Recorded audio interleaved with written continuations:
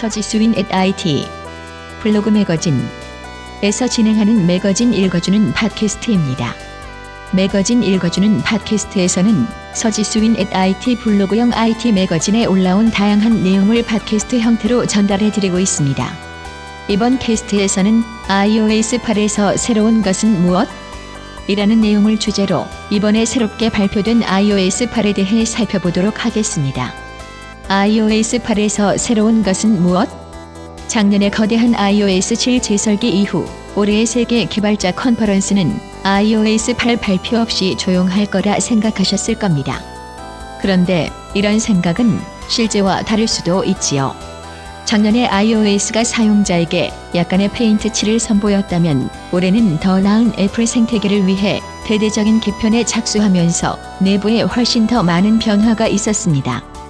회사가 개발자에게 그 어느 때보다 많은 도구와 API를 제공하는 것과 일부 핵심 운영체제 구성 요소를 타사의 요소로 대체할 수 있도록 기능을 제공하고 적합한 클라우드 파일 저장 기능을 드디어 갖춘 것을 보면 이런 점은 아주 분명해 보입니다. iOS 8을 소개합니다. iOS는 아이폰, 아이패드, 아이팟 터치를 동작시키는 소프트웨어입니다. 올해의 이 업데이트는 노화된 아이폰 4를 뒤로 한 채 아이폰 4S와 이후의 아이폰, 아이패드 2 이상, 그리고 5세대 아이팟 터치와만 호환될 겁니다. 알림, 멀티태스킹, 메일 향상. iOS 8에서는 혹시 무언가 알림이 오더라도 답을 하기 위해 현재 사용 중인 앱을 벗어날 필요가 없습니다. 문자 메시지에 답을 하고 캘린더 초대를 받아들이거나 혹은 페이스북 포스트 글에 좋아요를 누를 때도 말이지요. 모두 알림 자체를 아래로 당겨서 꺼낸 뒤 거기서 바로 답을 할 수 있습니다. 이와 마찬가지로 홈 버튼을 2번 눌러 띄울 수 있는 작업 전환기도 이제 즐겨 대화하거나 또는 가장 최근에 주고받은 연락처에 바로 가기를 포함하게 되어서 이전보다 훨씬 더 빨리 전화를 걸고 문자를 보내거나 혹은 페이스타임 통화를 할 수 있게 되었습니다. 이런 두 가지 시간 절약 기능은 메일 앱에 이루어진 개선 기능에서 하나로 합쳐지는데 오른쪽으로 스와이프해서 미는 제스처로 메시지를 빠르게 읽은 걸로 표시할 수 있고 왼쪽으로 스와이프해서 더 많은 옵션을 꺼낼 수도 있습니다. 그리고 이런 제스처들 중 많은 수가 이제 잠금 화면에서도 역시나 동작합니다. 또한 중요한 자료는 내용을 인식해서 감지해내기 때문에 주소나 모임이 있을 경우 간단한 탭 한 번만으로 연락처나 캘린더에 추가할 수 있습니다. 더 나은 메시지 사용. iMessage를 정말로 즐겨 사용하신다면 iOS 8이 쉽게 찾을 수 있도록 각 대화의 스레드의 이름을 지정할 수 있는 기능을 시작으로 몇 가지 큰 개선을 나란히 이뤄두고 있습니다. 이제 선택에 따라 원한다면 그룹 대화를 떠날 수도 있고 혹은 그냥 Do Not Disturb 모드, 방해 금지 모드를 켜서 그 스레드 방을 효과적으로 소리 없음 상태로 만들 수도 있겠지요. 추가적인 개선으로는 새로운 마이크 버튼을 터치해 음성 녹음을 추가할 수 있는 기능과 앱 내에서 바로 화면을 터치하고 밀어서 빨리 영상을 찍을 수 있는 기능이 있습니다.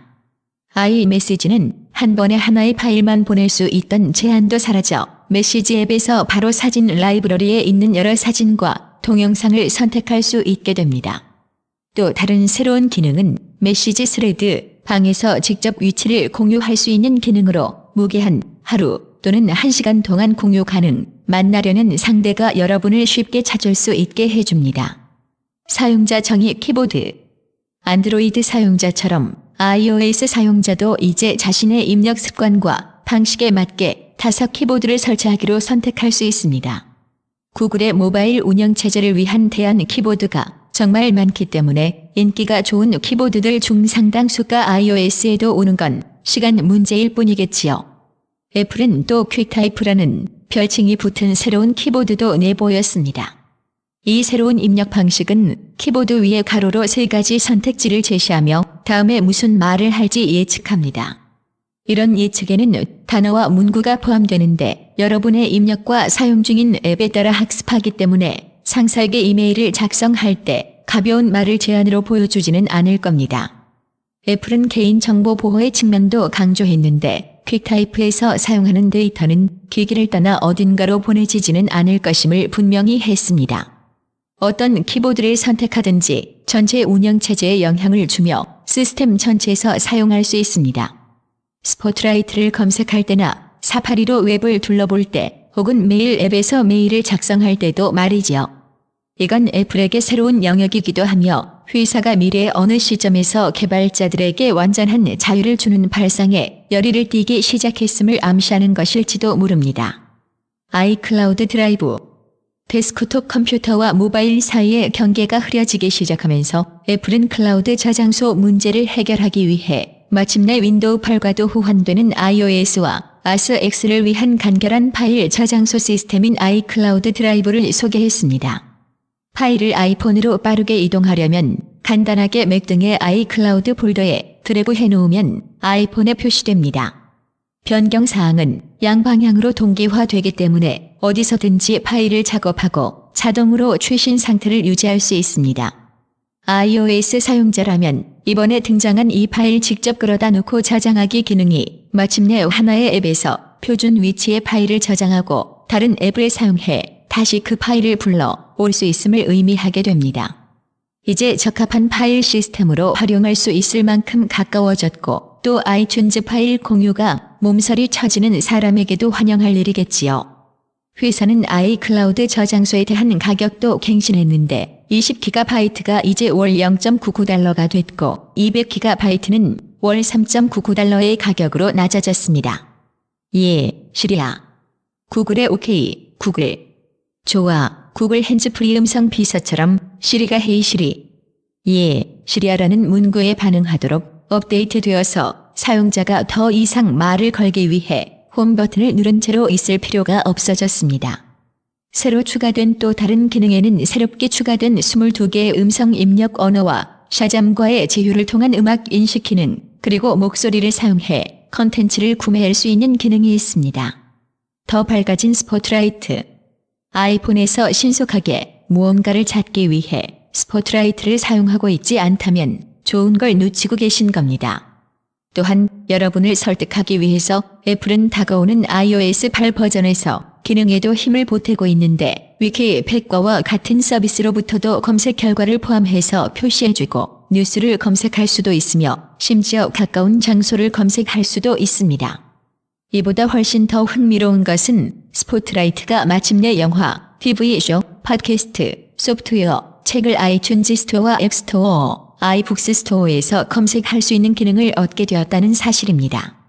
이 밖에 다른 기능 향상으로는 사용자가 입력하는 내용에 따라 웹사이트 제한, 가까운 곳의 영화 상영 시간 표시, 그리고 사파리에서 스포트라이트의 검색 결과를 포함하게 된 것이 있습니다.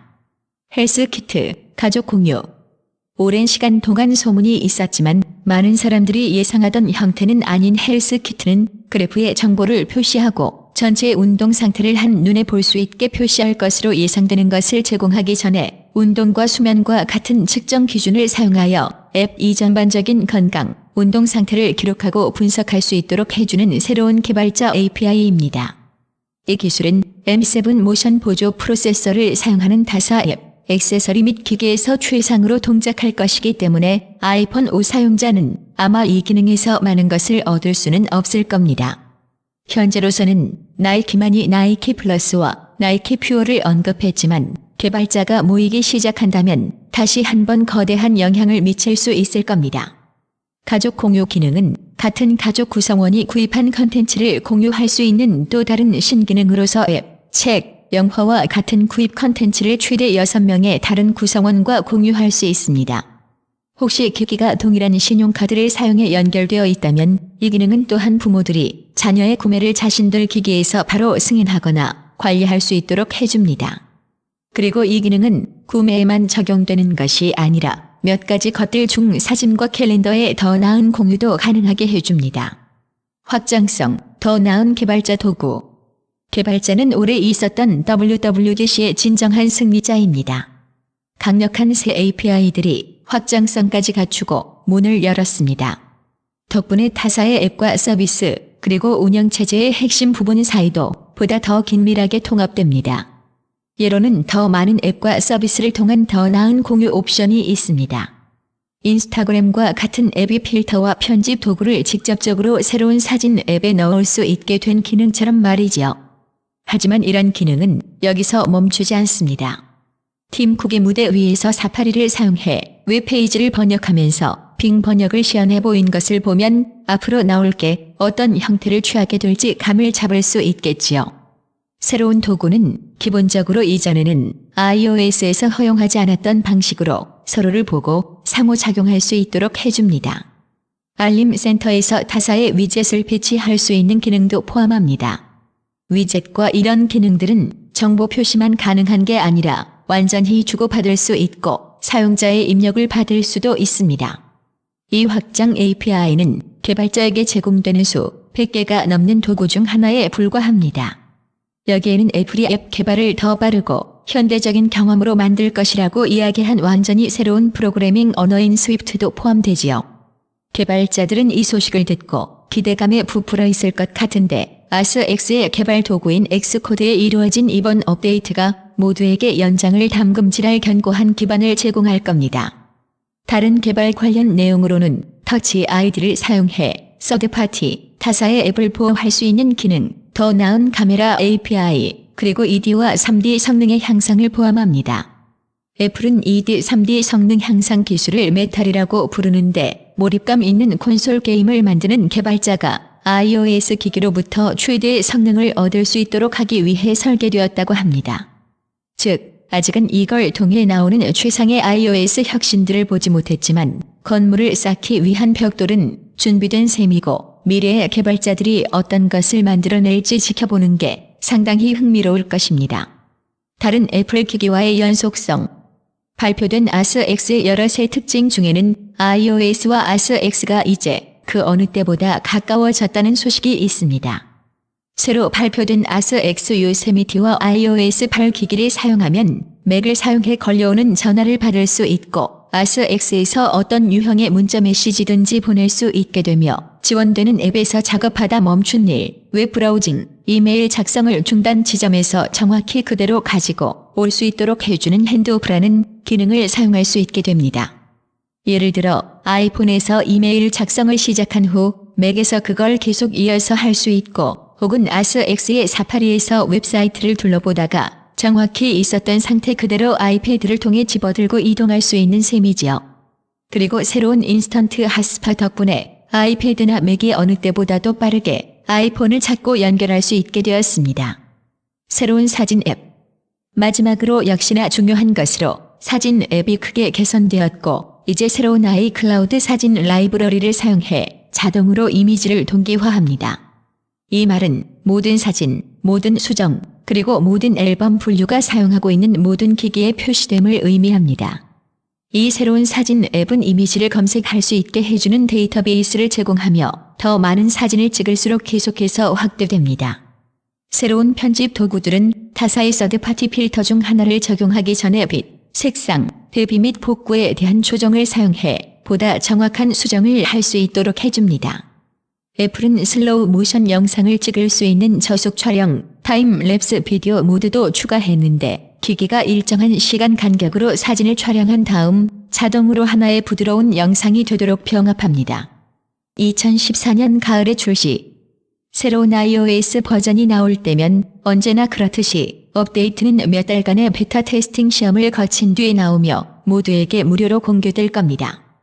iOS 7은 공식적으로 9월 18일에 출시되었기 때문에 남은 3달 정도가 지나고 나면 쿠퍼티노의 전문 기술자들이 새 iOS와 함께 새로운 아이폰도 아마 준비시켜 놓겠지요. 그런데 이 사실은 잊지 마세요. 모든 기기가 새로 나온 모든 기능과 호환되지는 않을 겁니다. 과거에 있었던 것들을 보면 특히 카메라 관련 기능이 그렇지요. 혹시 오래된 기기를 사용하고 계시다면 마침내 업그레이드 했을 때 새 기능들 중 일부는 없을지도 모른다는 점을 예상해 볼 수 있겠지요. 이전 기기에서 사용할 때 성능이 저하되지 않는다는 점은 행운인 것 같습니다. 새로운 iOS 8에 대해 어떻게 생각하시는가요? 어떤 기능을 가장 기대하고 계신가요? 아래 댓글이나 OS톡 커뮤니티의 IT 이야기 게시판에 남겨주세요.